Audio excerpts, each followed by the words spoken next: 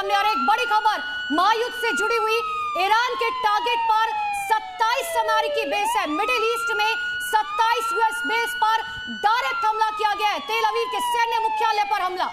ये बड़ी खबर इस वक्त आपको बता रहे हैं और देखिए पहले ही माना जा रहा था, इसीलिए खास तौर पर मिडिल ईस्ट में जो यूएस बेसिस हैं उनकी सुरक्षा को भी बढ़ाया गया था। माना तो ये भी जा रहा था कि कुछ कुछ शिफ्ट भी यहां से कर दिया गया है, यानी कि बहुत सुरक्षा पहले से ही बढ़ती जा रही थी क्योंकि मालूम था ईरान इसी तरह से टारगेट कर सकता है। पांडे सर जवाब दीजिएगा अनुपमा के सवाल का भी, और अब आप बताइए जो 27 टारगेट है ये अब और कौन से हो सकते हैं या इसके अलावा किसको और टारगेट अब ईरान कर सकता है?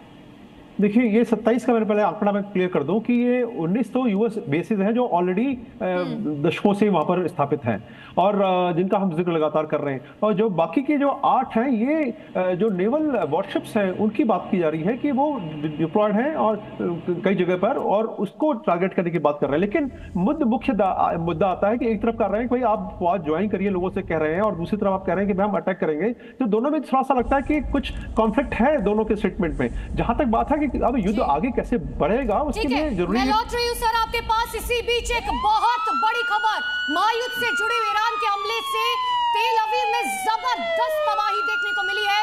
कई इमारतें हैं जिन्हें नुकसान पहुंचा। ये देखिए धुआं धुआं होता हुआ तेल अवीव नजर आ रहा है और बारूद की सुगंध वहां पर साफ तौर पर। ये देखिए तेल अवीव की तस्वीर आपके सामने है। कई बिल्डिंग्स है, कई रिहायशी इलाके हैं, सबसे बड़ी बात है जिनको ये नुकसान पहुंचा है, और अब सिविलियंस भी टारगेट पर है ईरान के। ये तस्वीरें तेल अवीव से जुड़ी हुई इस वक्त आपके टेलीविजन स्क्रीन पर है। इजराइल के एयर डिफेंस सिस्टम, सैन्य बेस और बुनियादी ढांचा अगर कहीं मौजूद है तो वो यही तेल अवीव है, और इसको निशाना बनाने का मतलब ये है कि इंफ्रास्ट्रक्चर को अब तबाह करना चाहता है ईरान, और इसी तेल अवीव में हड़कंप आप देखिए कैसे मचा है, और इसीलिए साफ है रिहायशी इलाकों को निशाना बनाया जा रहा है। अब उन लोगों को भी नहीं बख्शा जा रहा जो चाहे इस हमले के बीच में आ जाए, क्योंकि ईरान में भी यही हुआ। इजराइल ने हमला किया, वहां लोगों को टारगेट किया गया। 333 ये आंकड़ा और भी हो सकता है, अभी तक ऑफिशियल यही सामने आया है। जी न्यूज पर एक्सक्लूसिव तस्वीरें आप इस बर्बादी से जुड़े हुए, तबाही से जुड़े हुए देख रहे हैं, जहां पर अब लोगों से इजराइल यही अपील कर रहा है कि सुरक्षित जगहों पर रहें जब तक कि अगला आदेश नहीं आ जाता।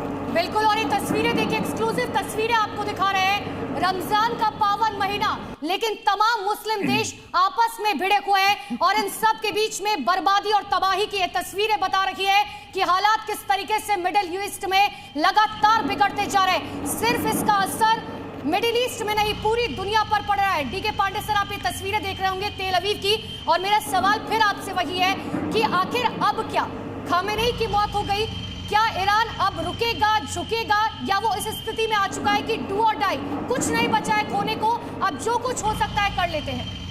नहीं, खोने को तो बहुत कुछ है, लेकिन मैं पहले जो तस्वीर आप दिखा रही हैं उसके बारे में बता दूं कि अगर ये तस्वीरें सही है, क्योंकि ये प्रोपेगेंडा वॉरफेयर का भी एक नमूना हो सकता है, अगर ये तस्वीरें सचमुच सही हैं तो ये बहुत चिंता का विषय है इजराइल के लिए और अमेरिका दोनों के लिए, क्योंकि उनके लिए जो सशक्त एयर डिफेंस सिस्टम है आयरन डोम और आयरन बीम जो उन्होंने किया, इसको जून 2025 की लड़ाई के बाद इसमें कुछ चेंजेस किए गए थे, क्योंकि पिछली बार भी इनके जो लक्ष्य भेद है, एरिया जो व्यू है सिस्टम्स का, उससे बाहर जो है उनको भेजने में कामयाब रही थी ईरानी मिसाइलें। तो अगर मिसाइलें अभी भी दोबारा कामयाब हो पा रही हैं या ड्रोन जा पा रहे हैं, तो इसका मतलब कि ये सैचुरेशन, यानी कि कई ड्रोन एक साथ आप उन्होंने भेजा गया है ताकि वो सिस्टम जो है वो एक्टिव न रहे, इनएक्टिव हो जाए। जहां तक बात है कि आगे क्या होगा, तो ये छुटपुट घटनाएं देखिए, ड्रोन से अटैक तो चलते ही रहेंगे।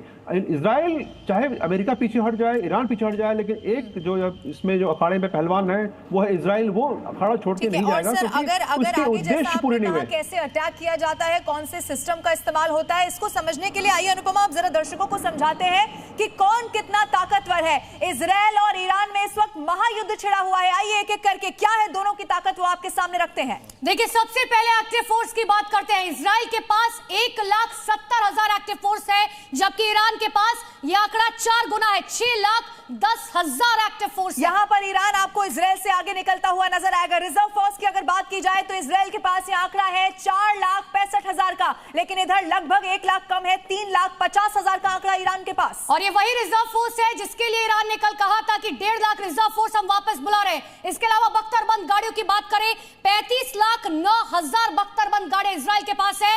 हालांकि ईरान इसमें भी आगे है, 65,000 जो है वो है इसके पास। बहुत पीछे है ईरान। यहाँ पर देखिए टैंक की बात करनी होगी, इजराइल के पास 1300 टैंक ऑफिशियली बताए जाते हैं, जबकि इधर आप देखिए ईरान के पास यह आंकड़ा 1700 को पार कर जाता है। और आर्टिलरी की बात करें तो ईरान के पास 3405 आर्टिलरी है, जबकि इजराइल की बात करें तो मात्र 1100 आर्टिलरी फिलहाल इजराइल के पास है।